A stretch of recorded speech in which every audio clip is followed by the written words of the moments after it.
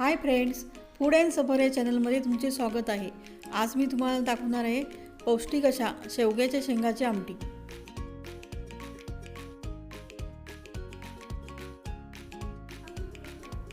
चला तर मग व्हिडिओला सुरुवात करूया।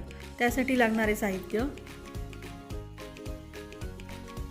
इथे आपण 1 वाटी डाळ स्वच्छ धुवून घेतलेली आहे। त्यात थोडीशी हळद व 1 चमचा तेल टाकून घेऊया। तेलामुळे ही डाळ लवकर शिजून येते। यात तुम्ही मिश्र डाळी सुद्धा घालू शकता व चवीपुरते मीठ। व आता आपण हे कुकरला 3 शिट्ट्या काढून घेऊयात। आपण ह्या शेवग्याच्या शेंगा सोलून व्यवस्थित घेतलेल्या आहेत। चवीनुसार मीठ घालून 5 ते 7 मिनिटे आपण हे उकडून घेऊयात।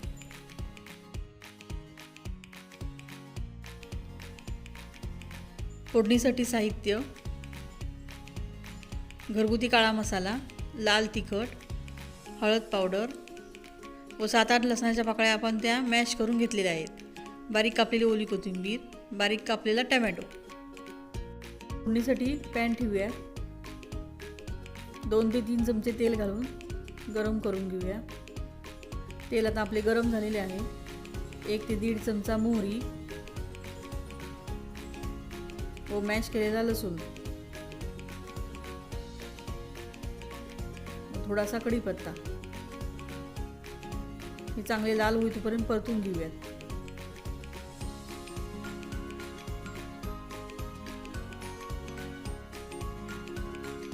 लसूण आता चांगला लाल झालेला आहे। त्यात आपण बारीक कापलेला टोमॅटो घालून घेऊया। टोमॅटो थोडा मऊ होईपर्यंत शिजवायचा।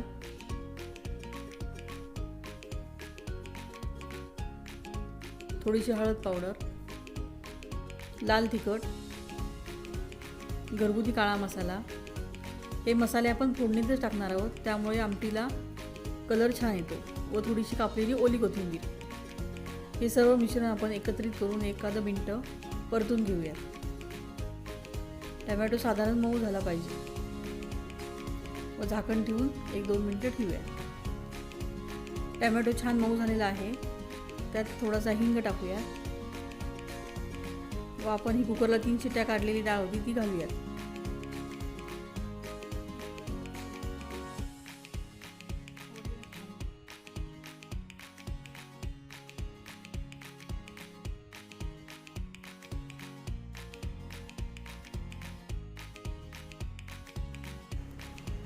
ह्याला आपण आता वाफ काढून घेतलेली आहे।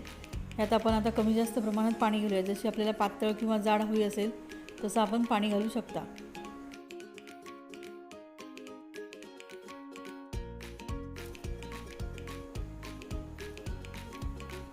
डाळीमध्ये आपण आता 1 चमचा मीठ टाकूयात। उकडताना आपण त्यात मीठ घातलेले आहे, त्यामुळे आपण चवीनुसार मीठ टाकायचे।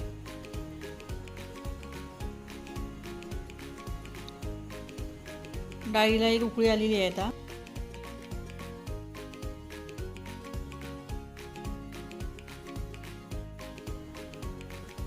आपण ह्या ज्या शेंगा उकडून घेतलेल्या आहेत त्या आता आपण डाळीमध्ये घालूयात।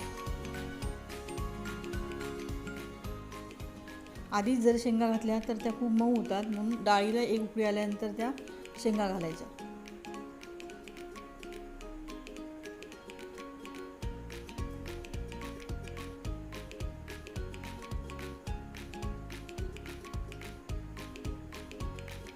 पाहू शकता तुम्ही, शेंगा पूर्णपणे उकडलेल्या आहेत। आता 1-2 मिनिट आपण ठेवूया।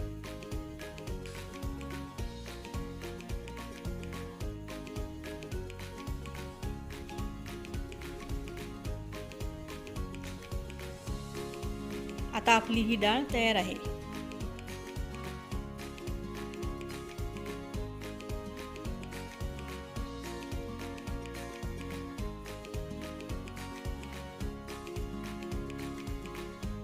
शेवग्याच्या शेंगा घालून केलेली डाळ तुम्हाला कशी वाटली हे कमेंट करून नक्की सांगा।